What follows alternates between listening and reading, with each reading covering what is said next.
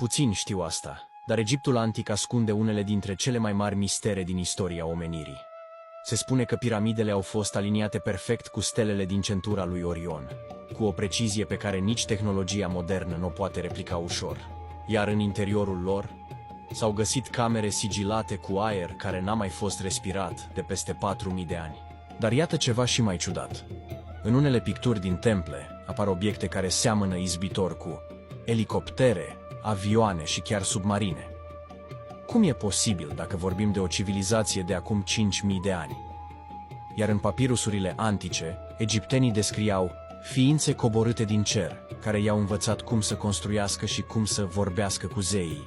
Unii cercetători cred că aveau cunoștințe de electricitate. Dovezile?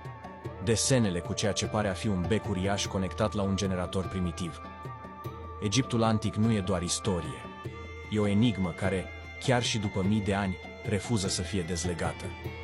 Și tu, crezi că zeilor au fost oameni sau altceva?